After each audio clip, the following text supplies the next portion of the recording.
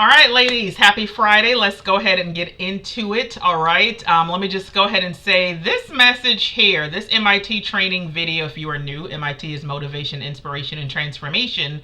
This is not about men, okay? This is actually going to be about your heart. Y'all already know I like speaking to women when it comes to their hearts. But if you are someone who finds yourself constantly seeking validation, especially emotional validation, whether it's attention, whether it's reassurance, whether it's being chosen, being desired, whatever, then you cannot simultaneously be healing. Those two things do not grow in the same soil. If we were to even go science and say like the law of polarity, like it says two things, there are certain things that just cannot exist in the same place at the same time. Healing requires internal stabilization at the end of the day, okay? Validation is going to chase all of the external factors. It is going to focus on the things that are not within you. It is going to be the things that are going to distract you and get you away from your true self and the person that God, and the woman, should I say, that God actually desires for you to be. And the problem is not that you desire love. I like to make sure I always make that point known and clear. There is nothing wrong with desiring or wanting love, wanting a good man, wanting relationship, companionship, whatever. But the problem comes into play when you are using attention to regulate wounds that are already there. That is a heart issue.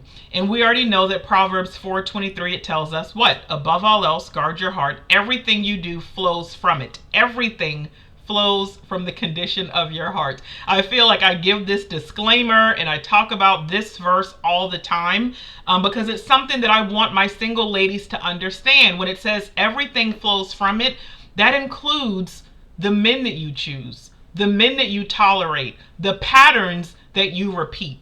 So here's what we're going to talk about. We're going to talk about why you can't heal while chasing emotional validation. Now, that might be something that you are unfamiliar with. You don't know what the heck I'm talking about. So I'm going to make this real and I'm going to make it plain and I'm going to explain what that looks like, because it's something that I realized that has been present in a lot of the women that I have worked with. That was something that they were doing up until we started working together.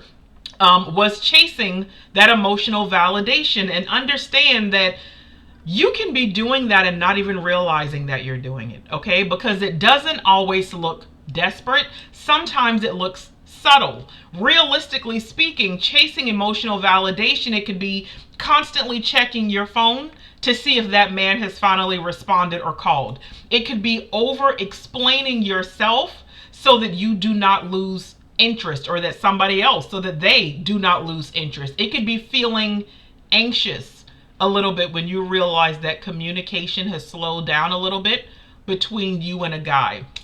Maybe it's entertaining men when you know that the two of you are not aligned. You know in your heart of hearts that that man does not fit the relationship blueprint that you have for yourself.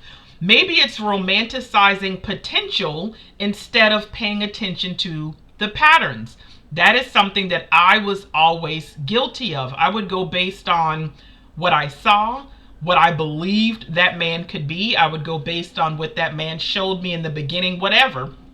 I would always focus on the potential and completely overlook the patterns that were already being shown. Maybe it's needing reassurance just to feel secure. I can also admit that, like with my children's father, that was something that I would do a lot of times. It was almost like picking fights and saying certain things when what I was really doing was craving reassurance.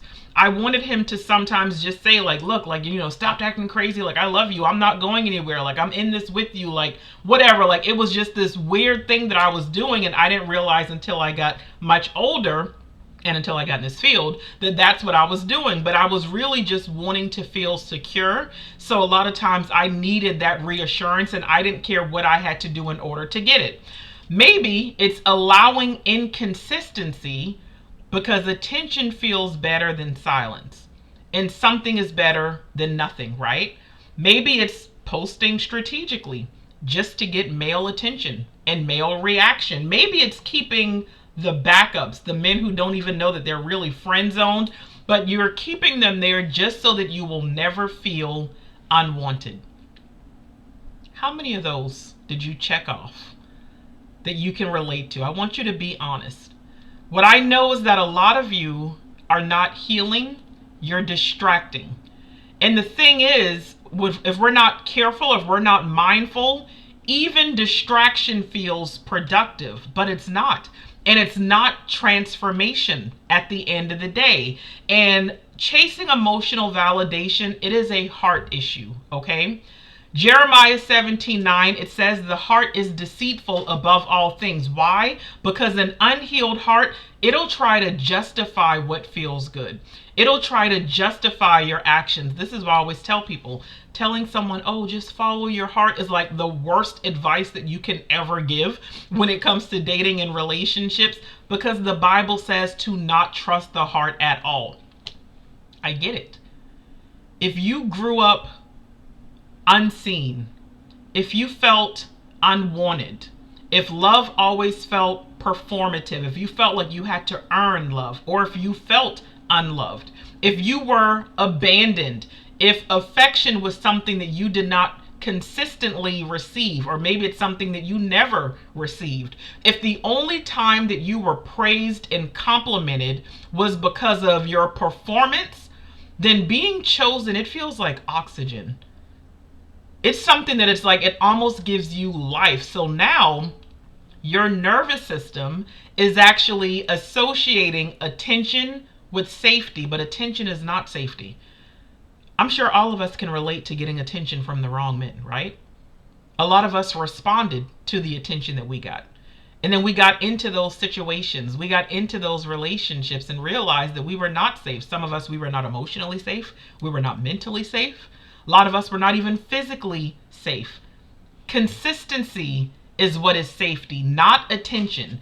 And if you have a heart that actually requires or equates validation with value, then that means that you will tolerate misalignment. You will tolerate a connection or a relationship with a man just to preserve selection. That is not a standards issue, that is a heart issue, okay? Now, if we're going to go into psychology, which you know that my little nerdy self is going to do, we have to talk brain science.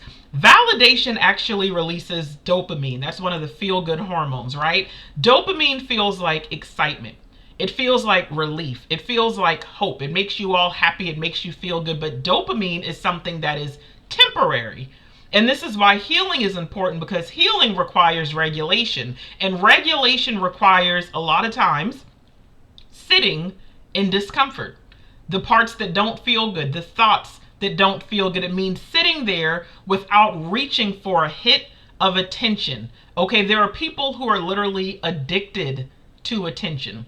Something that I actually made sure that I became very knowledgeable in is attention-seeking behavior. ASB is a real thing, and finding out why a lot of people find themselves seeking attention the way they do. It is an addiction in many ways, right? This is why a lot of women can pray, they can journal, they can go to church, they can do all of these things, they can read the devotionals, but yet they still feel stuck. They're doing a whole lot of spiritual practices, but they are still feeding emotional addiction. You cannot heal while chasing emotional validation. You cannot heal while reinforcing the very pattern or patterns that have been keeping you unstable and where you have been for years now. You just can't do it. There's a difference between desire and dependency. Make no mistake. Desire is saying, I want love. Cool. Dependency says, I need a man to feel okay. Not cool. There is nothing wrong with wanting and desiring a relationship and companionship. I say that all the time. Okay? Genesis 2:18, we see there that companionship, it is God designed. But the amplified verse that says suitable and complementary, suitable requires stability. Suitability means that you have to be stable in order to fit that thing, right? And if you are a woman who needs constant reassurance, if you are someone who needs that reassurance in order to feel secure, like I said that I was, if your mood tends to shift with whether a man is consistent or not, if silence from someone that you really like, a man that you're really, really feeling, if his silence feels like rejection, then you are not yet ready for suitability. And listen, I don't say this to shame you. You already know that's not how I roll. This is all about awareness.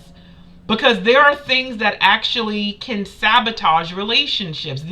There are these actions and a lot of things women do from unhealed places that sabotage healthy men.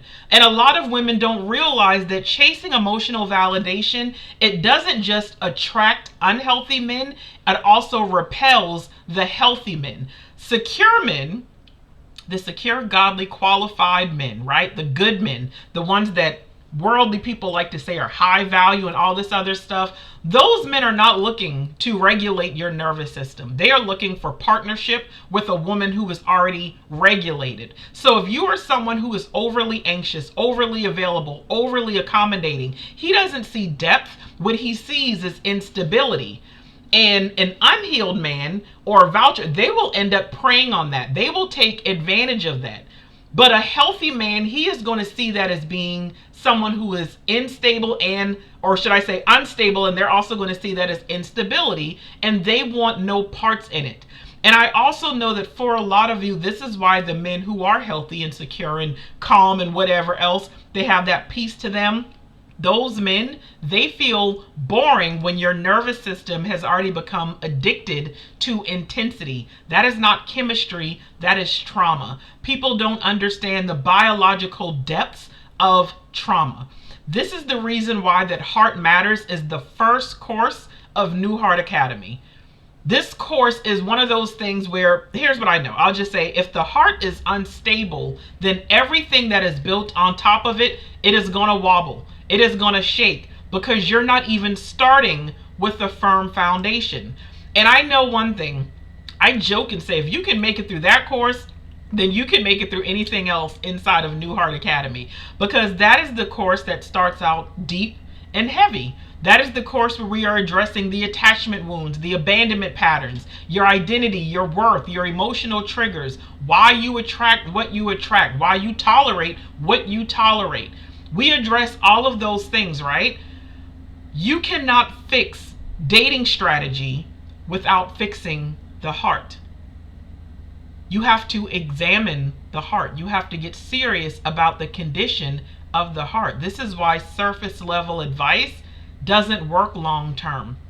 I was even talking about that in the podcast on yesterday. How, and again, I don't say it to try to shame anyone, or try to convince anyone to work with me or any of those things. But I have had so many women where it's like for years and years and years, they just consume the podcast and the videos and things like that, but they are still in the same place. Now, for some people, it has helped and they have gone on to heal and be in relationships and things like that. But for a lot of people, the surface stuff is not going to help them. It is going to take depth. It is going to take intentionality. It takes accountability in order for you to get to a better place. There are so many things that do not last long term. Think about even when Jesus, I forgot, was it the parable of the sower? I might be using the wrong name of the parable there, but he was talking about the seeds that get planted, and for some people it gets taken away by the weeds. For some it plants and it sprouts for a little while, but then it goes away. Like he gave all of those examples, and it's saying, yeah, because for some people, just like when it comes to sermons, when it comes to the word of God, when it comes to podcasts, blogs, training videos, for some people the word, they hear it, they receive it, they're encouraged, they walk away feeling better, vowing to do better. But before you know it, life comes, the weed comes, and it chokes up that very little sprout that had even came out of the ground, because you have to make sure that you are doing things that are going to help you long term. There are some things that you're going to have to go a little bit deeper on. The issue isn't that you don't know what to do. The issue is not that you picked the wrong men, or that men today suck, should I say. The issue is not that you don't know what red flags are. The issue is that your heart a lot of times has been overriding what your head already knows. A lot of people can find themselves knowing that something is wrong, knowing a relationship is no good, knowing that a man is no good, knowing that they are repeating the same patterns. They know it and they want to do better, and they pray and they vow to do better, but there are certain things where it takes rewiring. It takes regulation. You have to go a little bit deeper. Healing requires slowing down. Healing requires removing distractions, sitting in silence, breaking contact when necessary, saying no to inconsistent energy, building identity independent of male affirmation. Healing requires all of those things. And what I do know, I know that healing feels boring at first, tedious, daunting. But for those who can relate to that statement, it's only because chaos feels familiar. But stability is what prepares you for companionship. Stability is what will get you to suitability, which will prepare you for covenant. I am here to help the women who are serious about getting help. If you are that woman, this is why New Heart Academy is the next step for you. It is about preparing this year, not just hoping, but you need the structure, saying, hey, I've got to do something different because I don't want to be in the same place a year from now. And if you're serious about preparing, if you're serious about getting the structure, then that means you also can acknowledge maybe you need community, you need guided curriculum, you need accountability. Anyone who is in the SASH tribe or any of my previous students can tell you New Heart Academy is not a hype group, okay? People can vouch for this. It is layered courses. It is deep heart work. It is psychological insight. It is biblical alignment. It is strategy. It is community. And in there, I don't talk about just attracting better men. First of all, I want you to be focused on becoming a better woman. But it is about transforming the woman who will attract better men. And that transformation begins in your heart. Not in the DMs, not in the apps, not in the February emotion, in the heart. So if you are constantly someone who is seeking validation, I want you to ask yourself, what wound is still asking to be seen? Because chasing attention is not going to fix it, okay? Only healing will. And healing is intentional. This is the year of alignment. I cannot say that enough. This is the year of preparation. This is the year that you stop calling distraction dating. We're not dating poorly anymore, all right? If you're ready to do it right, New Heart Academy is open. Not for curious women, but only for the women who are serious, who are ready to become the woman that the man that you're looking for is praying for. For the woman who is saying, I am ready to finally attract the man that I have been praying for. If that's you, let's make it happen.